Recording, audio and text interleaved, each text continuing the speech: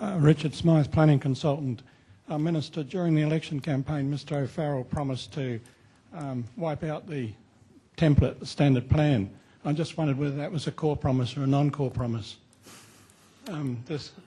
Richard, in the spirit of the goodwill that exists in the room, I'm sure I wouldn't engage in such parrying with you, but I don't think that was actually the case ever.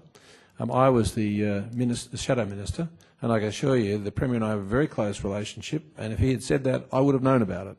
What we did say is we expressed concerns about the template process, and the primary concern, I think we, from opposition, it's easy to criticise governments, I suppose, when you're in opposition, but the criticism was careful. What I was saying and what the Premier said was that the template process recognised the need for greater definitional consistency. We had a myriad, and we still have a myriad of LEPs across the state, and it's, if we're looking at a serious effort to try and get housing back into a competitive market, development, jobs and protecting our environment all at the same time, then there does need to be greater consistency in the LEPs. But the definitional aspects of LEPs. But the view that I expressed then, which I'll express again publicly now, and which I've expressed on a number of occasions to the Director-General privately, is that, as Sue just said from Parramatta, we need to have not a one-size-fits-all approach. We need greater flexibility in that in those template LEPs. And I had asked, and I believe most of the councils in the state would now have letters from the Director-General or from the department indicating that they would like to consider greater flexibility around the existing template process. So that's where we're at, and I think actually today is more about moving forward rather than playing any particular positions on what might have been in the past. And I've been careful today not to exercise overly political commentary about what might have gone on in the past. So I think today is about moving forward. Thank you. Tony Reesey from Save Our Suburbs Community Group. Pep Clark mentioned the desirability of having evidence-based planning. And in the past, it seems to me you've had planning more based on ideology, especially high density, where they claimed certain advantages like lower costs and better environmental issues and less congestion. And none of these outcomes, in fact, occurred. In fact, the opposite occurred. So my question is really, can we now have a policy that's based more on evidence rather than such ideological considerations? Can I just say I think that's part and parcel of what we're doing today and what we're going to be doing over the next few months to make sure that we have a planning system that actually reflects those sort of concerns. Thank you. Peter Adams from Shoalhaven City Council. My comment is based upon, I guess, public policy and I guess how people and communities work. And when the comments were made about an 18-month period, and we all understand the challenges of that, really the challenges are in the fact that as a community and as a state community, as a local community, we have to somehow move along on that. In addition to that, I guess we could reflect, and particularly in regard to Pepe Clark's comments about conservation values and so forth, we as a community understand more and more. But the challenges, and my comments come from having senior planning roles in a range of places, from Sydney City through to the Blue Mountains and now on the south coast of New South Wales. In the Blue Mountains, the conservation overlay pretty much corresponds to the public and private tenure overlay. The people of the Blue Mountains, while they have varying views, I guess have some sort of uniformity about what they, I guess, in their heart of hearts, believe they need to be better stewards of the place. Now that I'm on the south coast, I see that there's a transitional process that just hasn't gone its journey yet. There are individuals who are suffering extreme hardship because we've got the beginnings of planning controls that are meant to protect species and endangered communities and so forth, but actually don't do that. They frustrate, they paralyse. We have the conservation values not being preserved, and yet targets such as housing and so forth just have no hope of being achieved in that circumstance. So my encouragement is to somehow look broader than just the Act, but how do we as a community transition that? And it gets to funding models, it gets to reserves and so forth, but if we get the theory in place and we don't take people along with us, and if we cause people to oppose those sorts of higher values because they're subject to too much hardship, it won't work. David Broyd, Port Stephens Council. Firstly, I think I can speak on behalf of all local government practitioners in planning that the overhaul of the legislation is very welcome. I think we all expressed a great sigh of relief when we heard the announcement.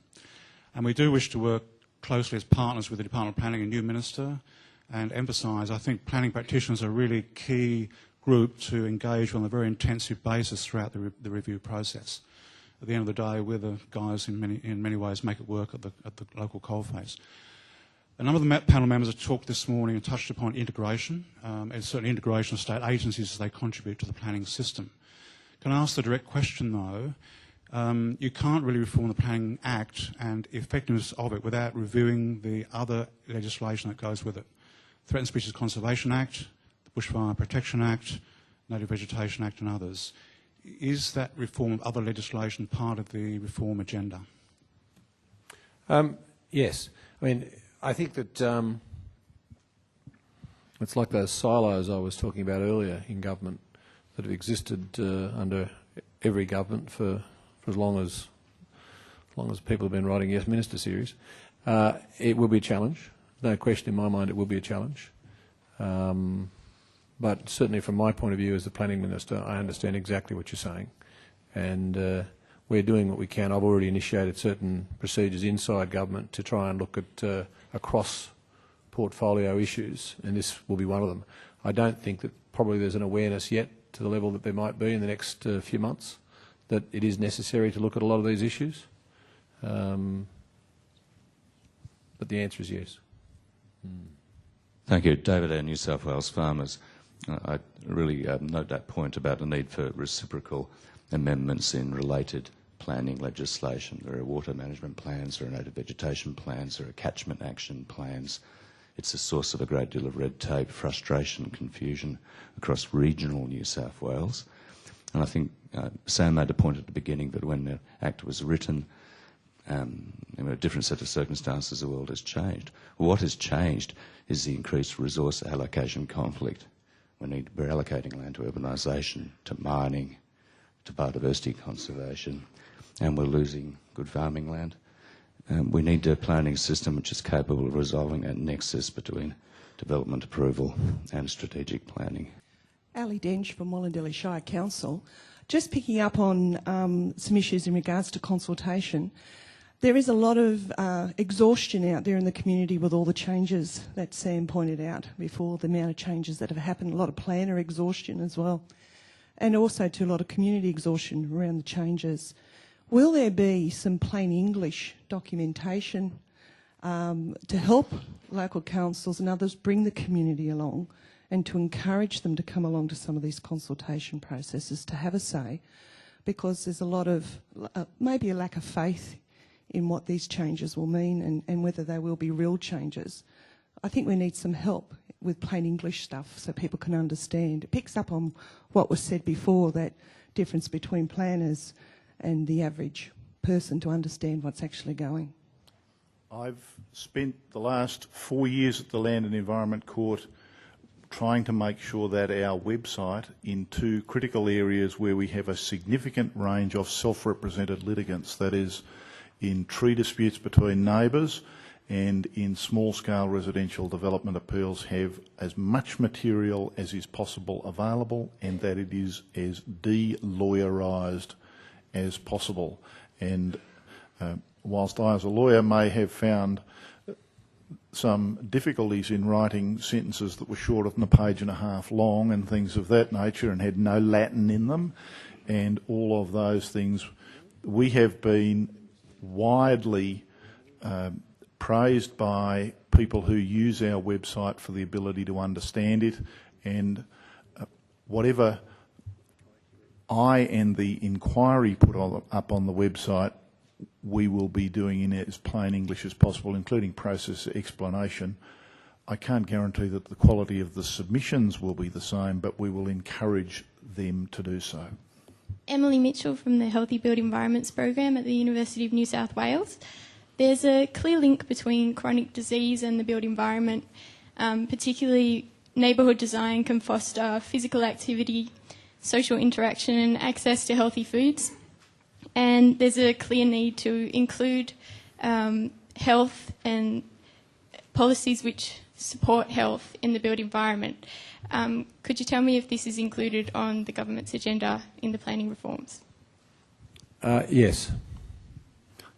Yeah, I would say- it makes sense that, I mean, obviously the sorts of issues that Harold Scrooby was talking about before in terms of encouraging opportunities for just being able to walk between places, between you, for example.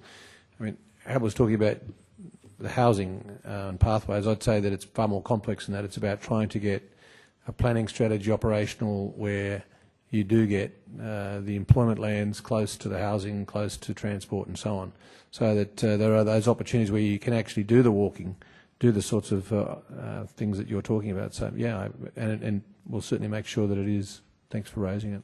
And there's some very interesting stuff being done in the United States, including led by the President's wife, to deal with inner urban food deserts and the like, and diversity and the impact on obesity, access to fresh fruit and vegetables and things of that nature, and that to the extent that the planning process can stimulate it, and it may well be a limited extent, the planning process should certainly accommodate and encourage it. Mark Tate, Investor Property Group. I think it's great there's all excuse me, all the conflicting interests in the room, but I think there's one common interest, and that is the betterment of New South Wales for the people and the environment, which is great. My question is in relation to the 18-month target. Is there a program of measurable deliverables to get to that point? Whether that's 18 months or whether it's 20, is there a program going to be put in place and saying, at this point in time, whether it's 3 months or 6 months, we need to achieve a certain amount of outputs? Yes, absolutely, and that'll be up on this website as soon as it gets to that point. But basically, we're looking at around about 3 or 4 months to be finalised with the chairpersons, chairpeople, for the green paper, the white paper about 6 months later. But in the meantime, there has to be. It's exactly what we're hearing now. We have to make sure that Tim and Ron and the structure of our review, it takes into account all the viewpoints right around this state. So there has to be that consultation, there has to be listening. But green paper, white paper, draft bill, plenty of opportunity for discussion right up to the time that it comes into the Parliament.